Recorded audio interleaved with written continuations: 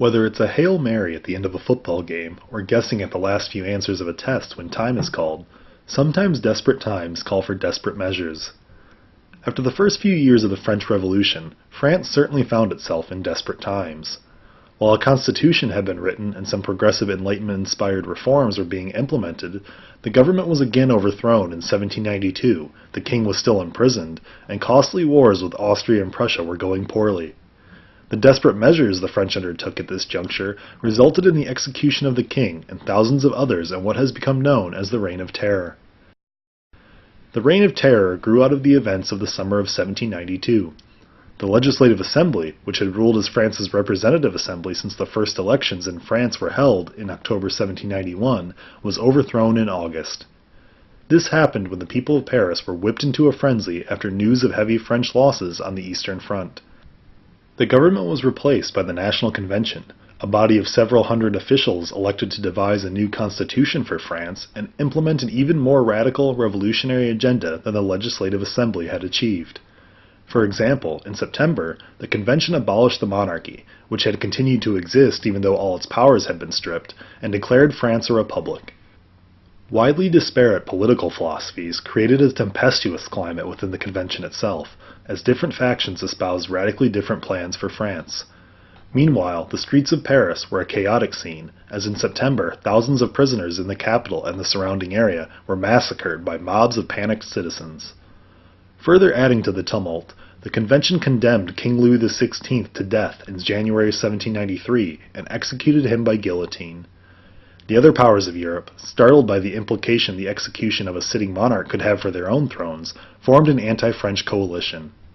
Soon after, the convention declared war on this alliance of Spain, Prussia, Austria, and Holland in February 1793. Though many consider the execution of the king and the subsequent beheading of Marie Antoinette and many political prisoners who had supported the monarchy as the start of the Reign of Terror, the terror did not really get into full swing until the creation of the Committee of Public Safety. The committee was first created in April 1793 and led by one of the men who engineered the coup of 1792, Georges Danton. The committee was charged with stabilizing France, ending the civil strife within the country, and defending France's borders from impending invasions from foreign powers.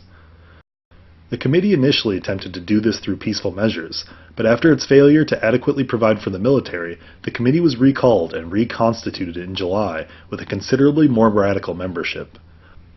Led by Maximilien Robespierre, a determined leader of the Jacobin movement, Robespierre and his committee made it their personal mission to eliminate any enemies of the revolution, though exactly who and what constituted an enemy of the revolution was never made concretely clear.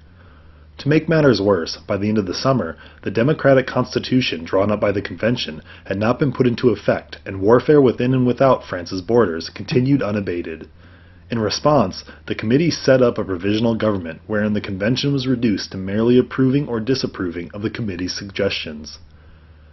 With a radical agenda and near dictatorial powers over the French state, Robespierre and the committee set about eliminating those whom they viewed as subverting the revolution, beginning first with their rival political faction, the Girondins. After executing the Girondin leaders, Robespierre famously published the Law of Suspects in 1793. The Law of Suspects essentially made anyone who spoke, wrote, or acted in any way contrary to the ideals of the French Revolution liable to be arrested, imprisoned, and likely executed in the name of safeguarding the revolution. Subsequently, Robespierre and the committee set up watch committees all over France to report on suspected opponents of the revolution, people Robespierre termed enemies of liberty. What resulted was the arrest, trial, and execution of thousands of prisoners all over France, from the fall of 1793 into the summer of 1794. In 9 months, approximately 16,000 French men and women, including 2,400 in Paris alone, were beheaded by the guillotine, nicknamed the National Razor in this period, and many others were summarily executed.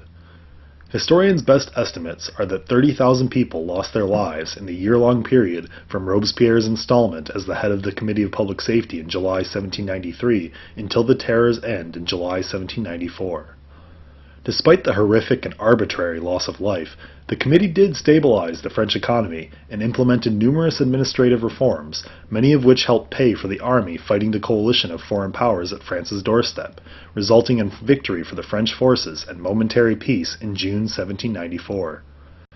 Considering these achievements, Robespierre certainly believed the ends, a successful and solvent France, certainly justified his rather grisly means. In February, for instance, Robespierre gave a famous speech where he equated terror and the virtues of the French Revolution, claiming one could not be had without the other. Despite Robespierre's fervency, many within the French government began to oppose the terror. In the spring of 1794, the Committee of Public Safety's original leader, Georges Danton, stood in the convention and spoke in opposition to Robespierre's tactics. In response, Robespierre had Danton and his political colleagues arrested, and he executed them only days later. The French military victory in June further made the case to many French leaders that the terror needed to end, since the very reason for the commission of the Committee of Public Safety no longer existed.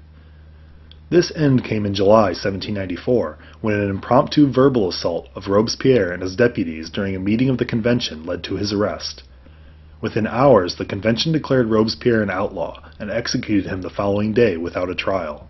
Ironically, the final victim of the Reign of Terror was its orchestrator. The Reign of Terror was the bloodiest episode of the French Revolution.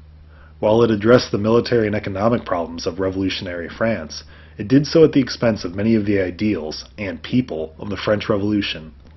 Indeed, in leading a veritable witch hunt against the internal enemies of the French Revolution, Robespierre and the Committee of Public Safety were depriving its political opponents of the very ideals and freedoms that the French Revolution claimed to espouse, particularly liberty, equality, freedom of speech, and often their very lives.